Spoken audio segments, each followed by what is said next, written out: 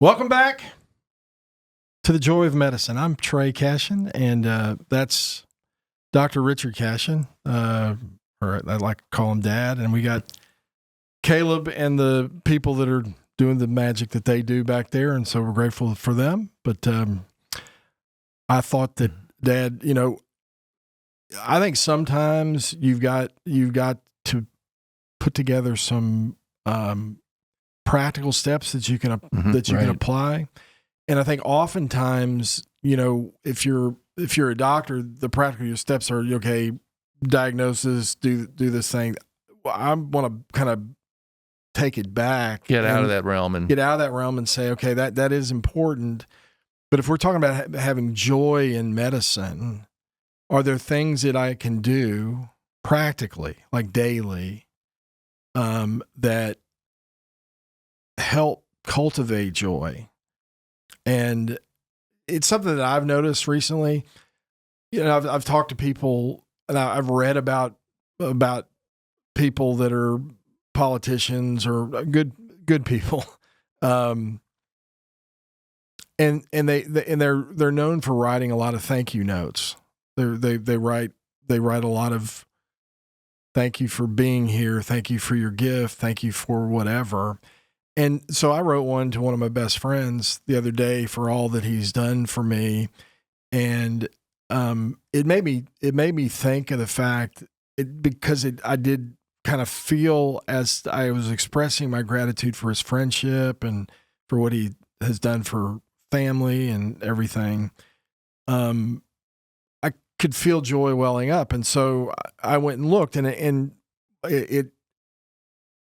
it seems there seems to be literature out there and things that say that part of cultivating joy is the discipline of being grateful for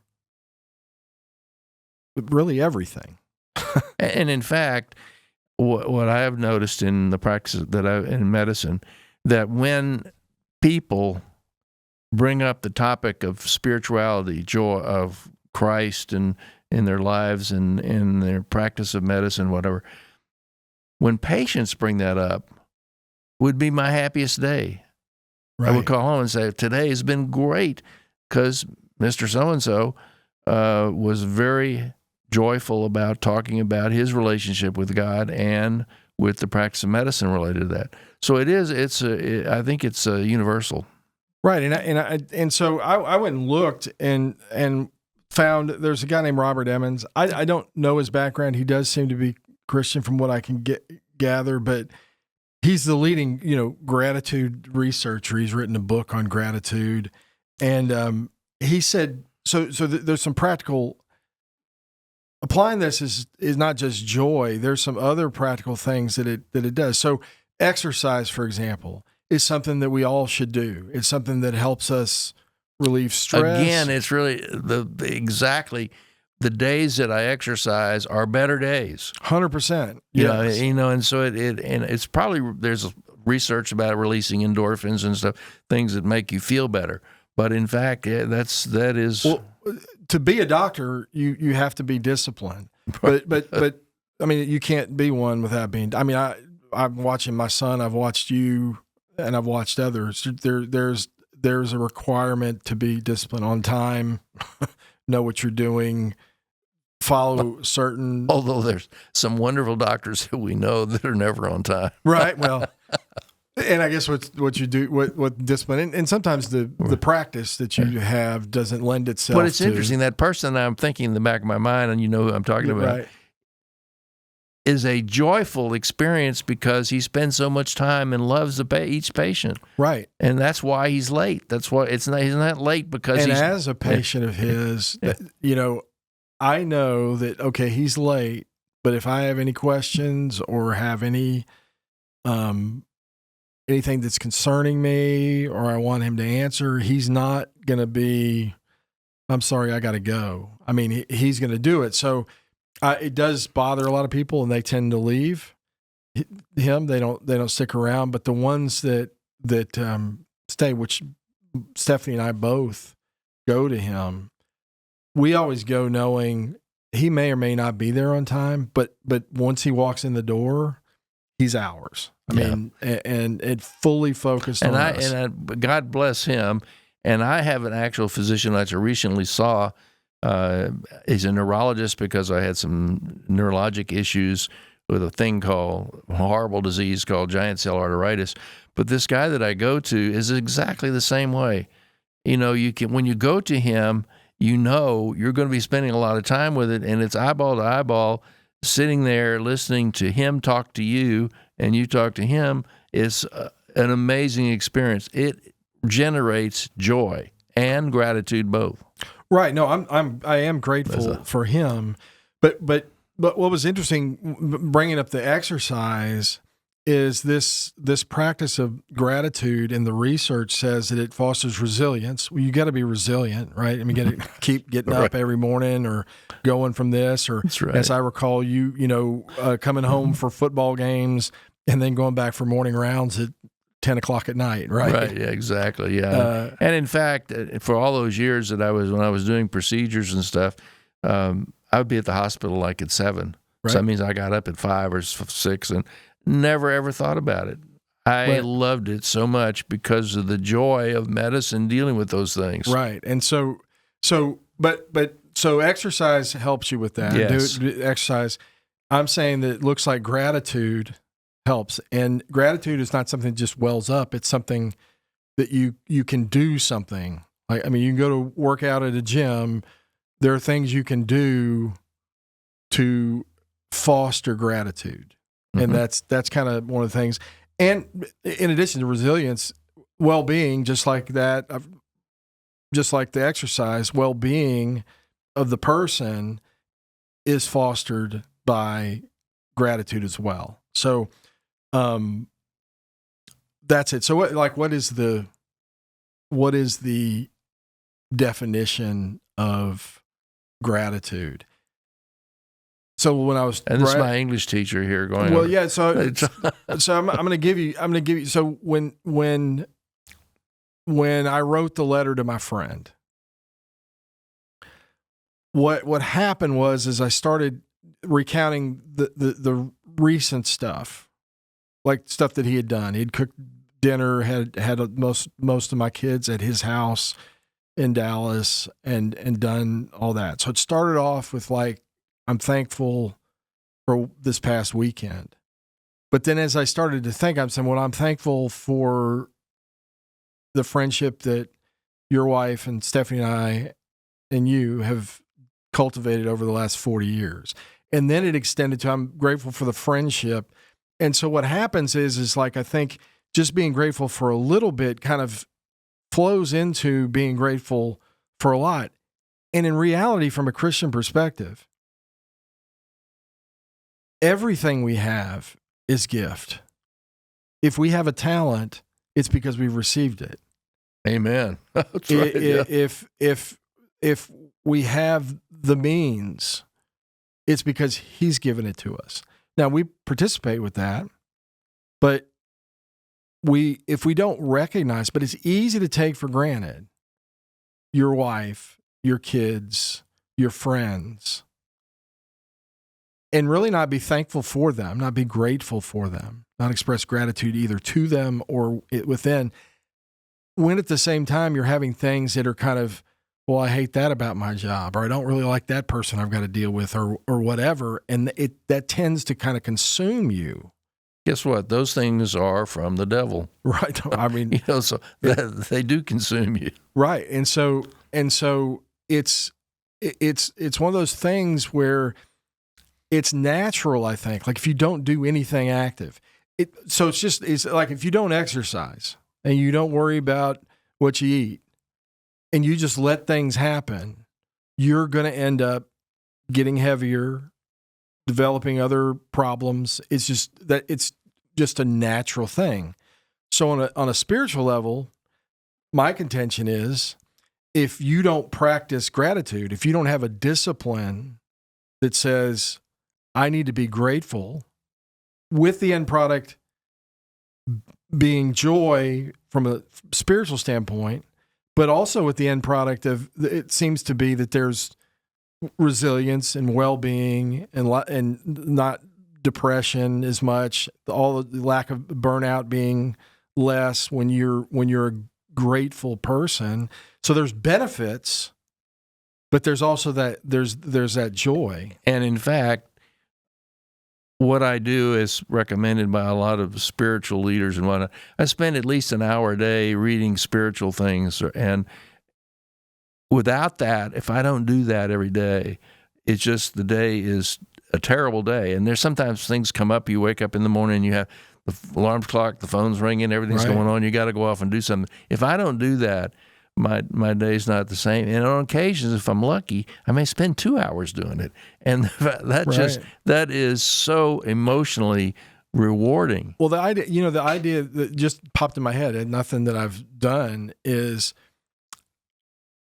if you're going somewhere, the first place you got to come to grips with is, where am I? Like, where do I find myself right now? And I think at the core, if we understand that God is the center, if God is the reason that we live, and God is directing our life, which every Christian knows that He's got a plan. If we don't center ourselves at some point in the beginning by prayer, connecting with Him, then we don't have the actual bearing. So we actually don't know. We lose sight of where we are. If we don't sit down and go through, okay, what do I have today? Lord, I give that to you. Give me the words, give me whatever I need. It doesn't have to, it doesn't have to be an hour, but it has to be something. Right. I mean, there has to be some, I know lots of people who will, they schedule their workouts, right? So you've got to schedule that time. Yeah, Yes. and that's crazy. And like you said, the time is incredible, and it doesn't have to be an hour. It can be 3 minutes, 2 minutes, but the fact that you are focusing back to where all this stuff came from, right? Where it came from, and giving thanks and gratitude for the fact that He has allowed me to do that. And my whole life is that way. It's like I had so many wonderful things happen in my life, and I wrote a book about it, and it's called The Road from Troas. But the fact is, it speaks of one miracle after the other. And I don't know why God was so good to me, but I mean, like, whenever something came up, a good thing happened. Right. And I mean, I expressed my gratitude, dear Jesus, for all those wonderful times. But we've talked before on this show about the need to kind of be conscious of things, like remind yourself of, if I'm sitting in a room with a patient, it's not accidental, it's providential. God has put me in a room with that patient.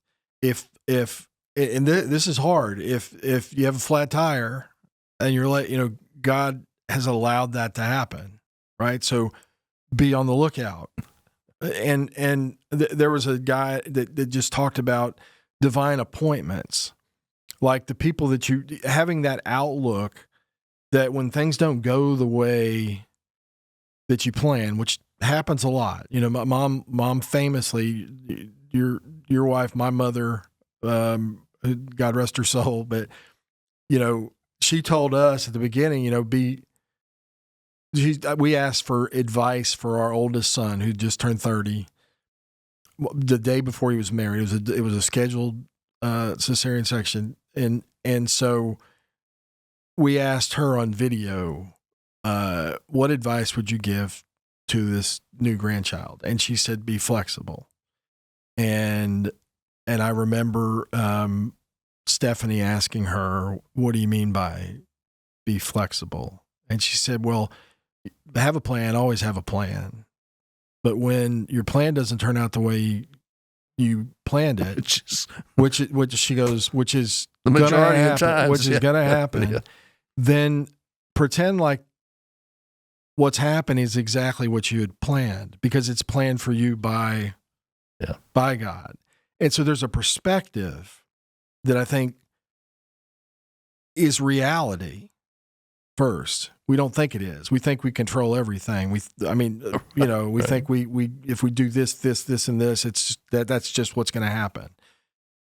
It's just not true. That's an illusion if we're truthful. But you have to have that perspective that, okay, I've given this day to God. I've given everything I'm going to do today. That's the foundation of joy, right? Because everything that I have, everything that sends my way, every gift and talent that I have to give, every suffering that comes my way, every aspect of my life, my very breath, it's in Him that we live and move and have our being. St. Peter says in Acts, or maybe it's Paul. But regardless, it's a recognition from a perspective way of reality.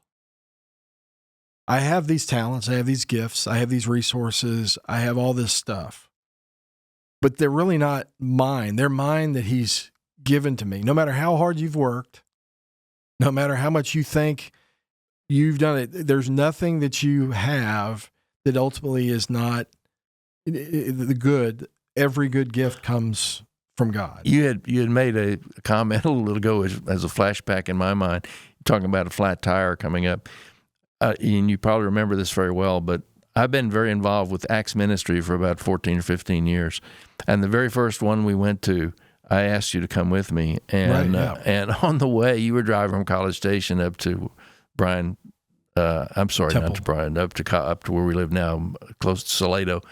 And you had a flat tire. Yeah. And it's amazing when you're trying to do something that is totally for God. Right. There are so many hurdles that come up. We laughed about that in a minute in Acts Ministry. The guys always laugh. How many disasters come up to keep you from doing that? Right. And somehow you struggle through that. And like these guys are all amazing bunch of guys. They all got your tire fixed and got you back on the road and whatnot. But I mean, that in itself was a gratitude. Thank you so much, God, for letting that happen. But it was amazing how a disaster, which was not serious, but a disaster, led to a wonderful event. Right. No, and that's, again, there's perspective there. And I'm not saying that's not easy, and it's not at the forefront. I think the great saints, maybe it's at the forefront. Right. But and that's where we should head. It's not at the forefront, but at some point consciously, we all have to kind of back up into reality. And the reality is every moment I have is a gift. Every breath I take is a gift. Every gift that I have, every talent that I have is a gift. And if you start from that perspective, then you become grateful. And like I said, I was just grateful for my friend. But if you start going down the list, if you just be thankful for one thing, it's amazing how it kind of it waterfalls into, I'm really thankful for the 40 years, not just what happened, over the last 3 days.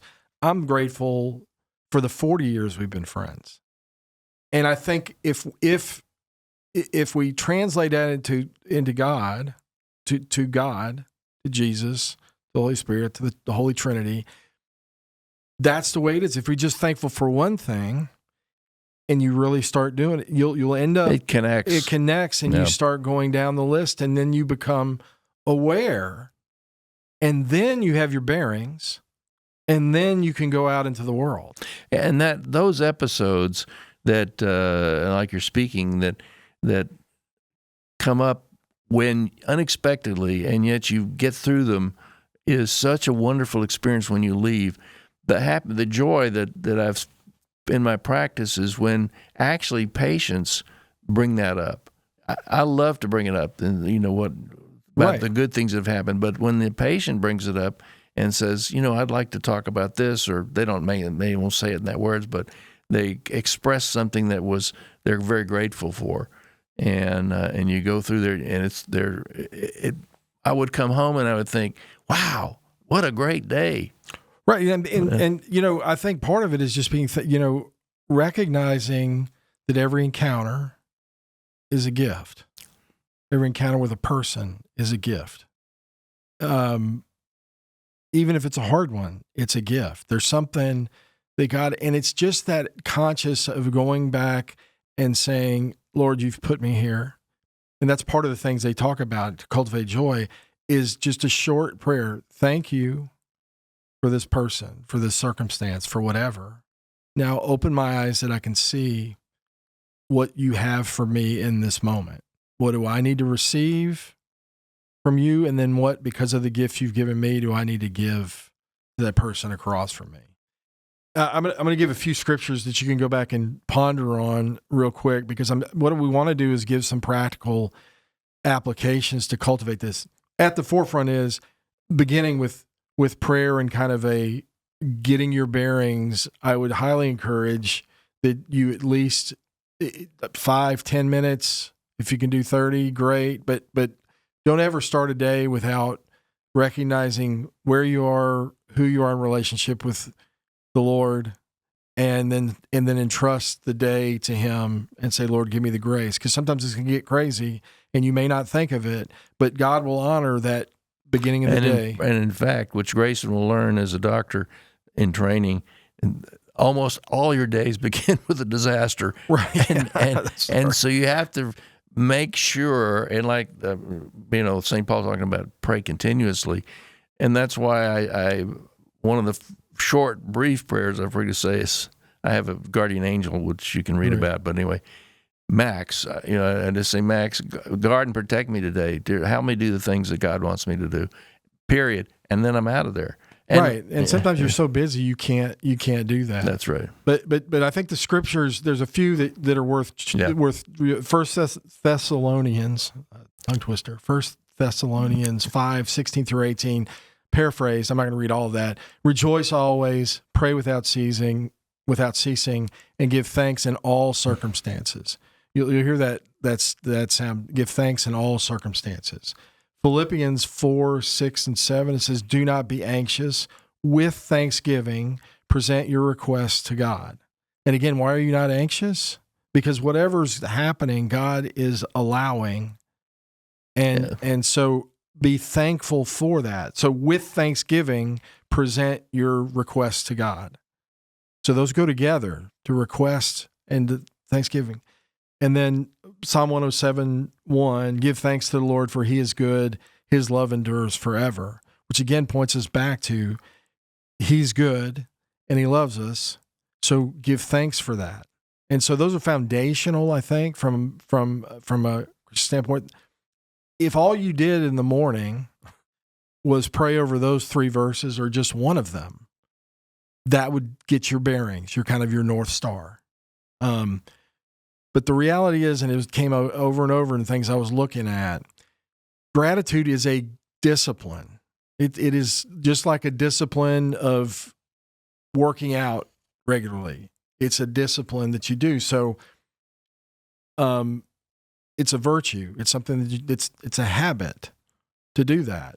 So you can work, as with any virtue, you can say, Lord, help me work on my gratitude. That should be a prayer of all of ours. And one of the things I've learned through life is that if you make a habit and you discipline yourself to do that habit for a couple of weeks every day, right? You can't get through the day without doing it. Right. So then that's right. Any habit is something, if you'll commit to. I think Ben Franklin said, if you do it for 30 days, if you say this is what it is. So I'm going to discipline myself to cultivate a grateful heart, or I'd like gratitude. Ask for God's help with that. And then there's a few things you can do. By the way, as Catholics, the Eucharist, the source and summit of our Christian life, the word Eucharist is Thanksgiving. Yeah. So every time we go to Mass, we're meant to bring everything that we have, which again puts there. So guess what? Of the things that are possible suggestions, we've already talked about. One of them is daily Mass or going to adoration. I talked with a friend of mine who's extraordinarily successful, and he was talking to another guy about a business plan this guy was writing a business plan. He goes, it's funny, I've never written a business plan. Well, he's got a large company now that he started from scratch. He said, you know what my business plan was? Adoration. Lord, what do you want me to do? And he said, I would go sit for an hour and I'd walk out and I'd go do whatever I felt like he'd put on my heart. So very good lesson. Right. Adoration or daily mass is one. A daily examine, meaning going back through the day. And then one of the things that I saw was to write it down. And given the fact that I just written that letter of Thanksgiving, it is true because it allows, it's not just running through your head. So I've seen gratitude journals. I've worked on gratitude journals with Stephanie and I.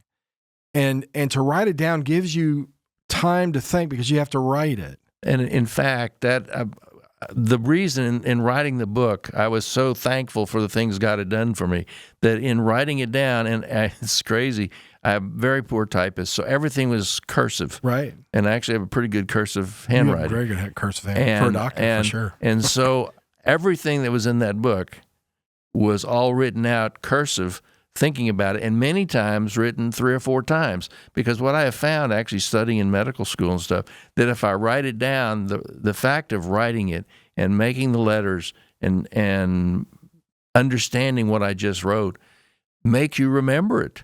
Right. So actually, I read something they were saying that there's something therapeutic or even instrumental in terms of writing down your thoughts because it makes you think and it gives you time that you wouldn't have if it's just running through your head. So I would encourage everybody go get a journal. I have one, just a journal, costs very little, and just carry it with you and set aside a time, whether it's in the morning or it's at the end of the day. I would advise start the morning, get your bearings, then come home at the end of the day or right before you go to bed and say your prayers is what am I thankful for today? And the writing down is so important, and it brings back things about medical school is a scary event, which my grandson, your son, is undergoing now. And I had problems with reading and whatnot. The fact that this is a secret for those out there that are studying for something, when you go home from school, write out, and actually I did it all on a piece of paper, cursive, on a piece of paper. And it's funny, my roommate in medical school laughed at me all the time because I would start at the very top of the page, I mean, not a millimeter below the top of it, and write all the way down and then flip it over and write on the backside so that I didn't want to waste paper. But it rolled up like parchment paper. So I had all these pieces of paper that were rolling up like parchment paper. And he used to laugh at me every night. He said, "What in the world is this for?" I said, "That's the only way I can remember things." Right. And it worked. I was very successful in school. Right. No, I mean, and Grayson, I don't think he does the writing, but I just found this thing. This is from Harvard Health. There's a guy that says, I do think that writing a thank you note or a gratitude letter or keeping a journal gets your mind to dwell on something positive for a longer period, to think more deeply about it, because you have to put it not just in words, but in writing. Mm-hmm. And that was my experience of that writing that letter. I mean, well, it's neurologically it makes sense because it's a different part of the brain. Right. You can speak, you can see, but when you write, it's another, or type. I don't know if typing does it. I don't either. But writing it is very important. So again, if you can get to mass or swing by adoration, even just drop in. Dad used to do that. I remember round on patients. I've done it with you, and you said we're going to stop in here and see Jesus and let me pull tell you, up in that. As a cardiologist dealing with crises, it was like every time you take a step down the house, something else would happen. I spent a lot of time talking to Jesus about, come on, help me. What do I need to do with this? How am I going to deal with this? And at a Catholic. At St. Joseph's here in town, I remember you walking into because he was present in the Eucharist there.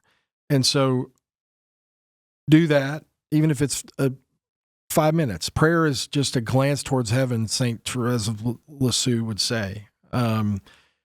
Do a daily examine and a gratitude journal. So, look back at your time. And so this is not a part of the daily examine. You can go the Ignatian retreat and get those things.